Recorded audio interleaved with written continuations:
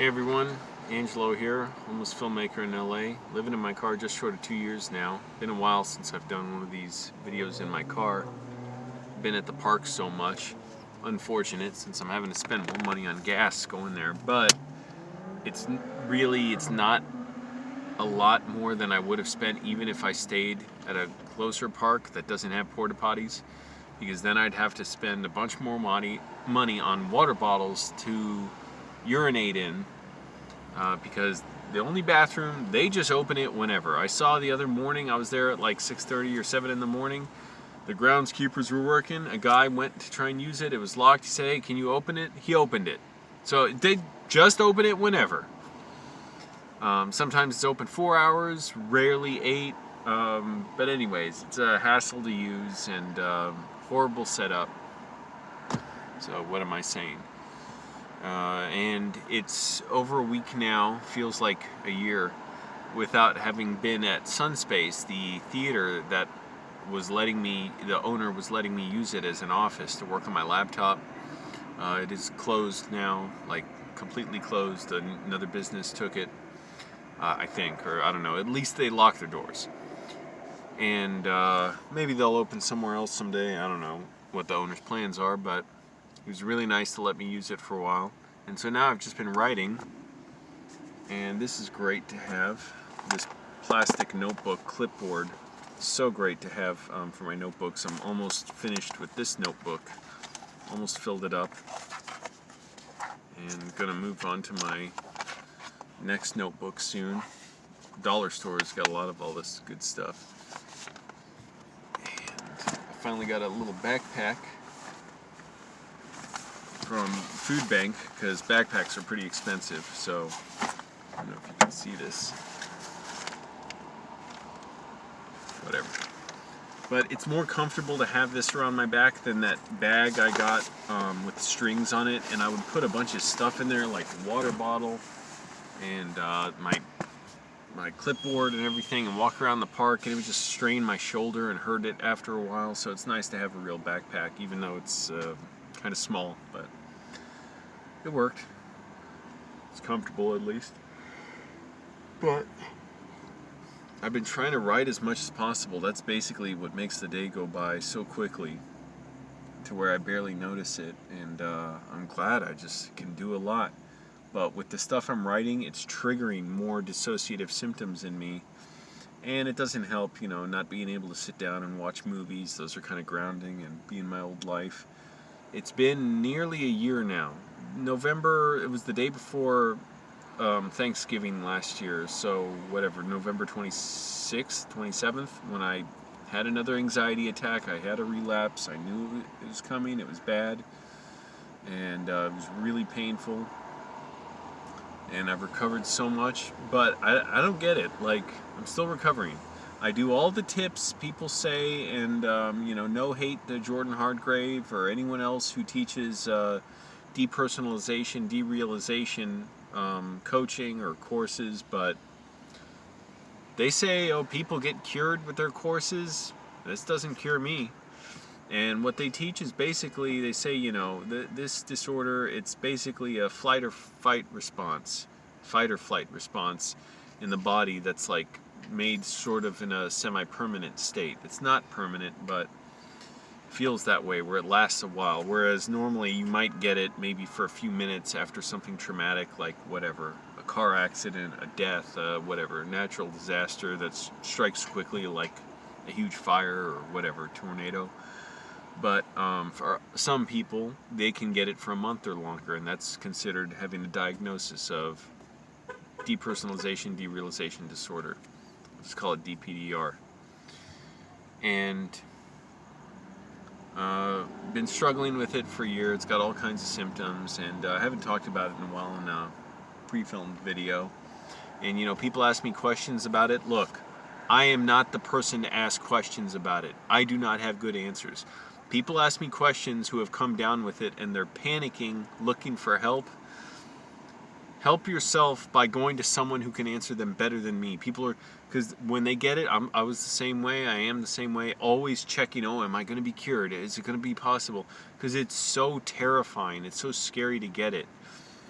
it's hard to, for years I've struggled to describe the symptoms accurately. I can never fully do it. It's hard to explain because it's like semi-hallucinatory, part physical pain, part emotional numbness and confusion, and it's like time moves like fractals and I don't feel like I'm in reality, and at the same time I feel like a vice is clamping down on my chest and I'm going numb and my tongue is disintegrating and I've got a hot pack and cold pack on my leg and I feel goosebumps traveling all over me like poison's going through my body. And when I first had my relapse, like I couldn't watch movies for months, could not write for months because the emotions were not there. And for me, in addition to the whatever typical symptoms there are, which it's not really, there are typical symptoms and then there's differences for everybody. I never had the visual symptoms like visual snow. Whoa, I'm seeing bright lights now. But like visual snow, people report like static on a TV, or they'll say they have floaters in their eyes when they get this, but then they go away when the DPDR goes away. Stuff like that I've never gotten. What I do get is extremely disturbing, sort of religious, almost like obsessive compulsive thoughts and delusions and compulsions, and it's really horrifying, and feelings, sensations that like all my desires must be destroyed and wiped out and I cannot function, I cannot think properly. When I got this in 2012 to 13, I had it for 9 months. It was horrifically painful, to the point where I was up about 23 hours a day for at least 1 month of that period in excruciating pain. Basically, almost like trying to go with where the pain feels like it's dragging me, almost like it was physically pulling me somewhere. I was literally pacing around like 23 hours a day. And doing this motion, I could not film myself then. It was so excruciating to try and form the thoughts to film. Somebody even asked me once to do it. I'm like, I can't do it. They were like, can you bring your camera out somewhere? It was someone I was just happened to be spending a little time with, even though I was not able to spend really time with anybody, but who knew my condition. And they said, can you bring your camera, take some pictures of some stuff? And I said, I cannot do it. It is so painful to try and conjure up the emotions necessary to take pictures and to work my camera. It would be like, it's as if I'm intertwined with a vice that I'm creating the kinetic energy necessary to make it squeeze down on me. And it just automatically does it. It is so painful, and I can still recall it. And writing lately, it's been making me recall some of this stuff, which maybe it's good. I like to think it's good and that it's not just, oh, it's sabotaging me. And even talking about it. But, and thank goodness I'm still functional. I can drive. In 2012 and 13, I could not drive. I literally it was so affecting my senses so badly, I could not safely drive because I knew I would crash the car. Not deliberately, not like, oh, I want to crash it, I want to destroy that wall or, hit somebody. None of that. It was literally that I was so, basically almost like being really drunk. You cannot control your responses as well. That's what it was like. I was like, like struggling to keep my foot down on the brake. That happened, and somebody had to drive me like 40 miles home in my car, my own car, and leave their car and have someone pick them up from my parents' house. I should say, anyways. So, needless to say, it's been tough, but getting better quicker this time. Not quicker, sort of, yeah, quicker, but it hasn't been as severe. It was really tough working on a film shoot that I was already midway through when I relapsed. Very tough some days. I was spacing out. I was in so much pain. I wanted to quit. I'm glad I didn't, but I couldn't be blamed if I did. And today it's just kind of coming over me again in a wave. Now the thing is, whenever that would happen, I would just hear these weird helicopter sounds and feel like a semi-trailer is pulling up next to me. No, there's helicopters all the time in LA. Just ground the helicopter for an hour and donate me some of the money you'd be used flying the damn thing. Just annoying the crap out of everybody. But every time I have these little flare-ups, I'll call them, not a full-on relapse. A relapse, I know when I get a relapse. Just a flare-up. They seem to be less and less intense over time. It's been 11 months now, and it's still not going away. Excuse me. And my allergies are slightly acting up too. But it just started flaring up more, and it just, all kinds of weird stuff. It's like, what's the point? I could describe 10 different things. My tongue feels like it's dissolving and flayed. Sometimes it feels like it's ice. Sometimes it feels like a numbing chemical is on it. It's almost like the feeling like my skin is being flayed apart, like almost like ginger. You get it when if you get sushi, like that pink, rolls of ginger. It's almost like you get that sensation, like some kind of poison membrane is coming off me or something. It's just weird and upsetting, and it almost feels sometimes like a sponge is in my mouth, and other times like needles, and like they're in my chest, and all kinds of bizarre stuff. And the reason it does all that, it's not like an inherited brain disorder or like genetic or something. It's kind of environmentally influenced. I don't just mean like the air or whatever, although I guess for some people certain things like that do trigger it. But it's a dissociative disorder. It's affected by whatever, buildup of anxiety, basically. For other people still, it can come from, I've read many stories of people getting it through doing drugs, usually weed. Not that most weed users will get it, but just certain people, the weed does not agree with them. It doesn't work with them, and especially if they take a really large hit of it, like a bunch of THC or something. I've heard of people saying that. Jordan Hardgrave said on YouTube, said he's gotten that. And he and others said lots of people get cured with their courses. I've done it. I've done the techniques. And so they say basically this buildup of tension requires a relaxation technique and kind of going about your life. And I agree that stuff it's definitely not hurting in a way. I don't know, but I'm not cured. It's been 11 months. It still happens. I do all the things like he mentions, like getting up early. I get up at 4:30 in the morning every day. Sometimes I sleep until 5 or 5:30, but exercising every day. I do that every single day. Eating healthy, so I'm just eating whole foods, basically. Oatmeal, now like oatmeal twice a day because it's cheap and I am broke as hell and applying for jobs. And walking around a lot, eat bananas, apples, herring. I thought I'd been eating sardines for like a year. It turns out they're little packs of herring, which is good. They're healthy for you. That and being active, which I am as I can be, in a shutdown, but basically, yeah, getting up early, walking around, exercising, engaging my mind as much as possible. For a while, I just could not do that. There was a while it was so painful to look at my laptop. I could not get on my laptop and look at it. It was the physical and emotional pain it caused me was so intense. And I know you can think, well, what is that? What's the problem with looking at your laptop? Imagine a really bad drug trip that you cannot stop, you cannot control. You didn't take any drugs to get it. That's on top of the horrifying religious compulsions that are deeply ingrained in me since I was young. I know I'm anomalous as far as how badly Christian indoctrination affected me, but I think it's very worth not doing to kids. Even who don't have my experience, as well as because you don't know if it's going to affect them in ways like me, where I took it really seriously and it ended up being catastrophic for me and literally disabling at times, including that 9 months. The last 11 months, semi-disabling, yeah, at times, where I couldn't look at my laptop. I was worried I couldn't drive. I wanted to go into I was in so much pain I could not watch movies. It was so hurtful to pretend to people that like I'm normal when I wasn't. And it's just taken a long time. And again, for people asking, well, did you get better? Did you get better? There are no good answers. They're never enough. And I know it because I was like that. Because no, I never get fully better. I'm always susceptible to relapse. Simple single words can make my mind almost feel like they're flipping out. My mind's flipping out and escaping my skull and making me flare up. All I can hope is that each time I flare up, it's like more of that anxiety working its way out of me.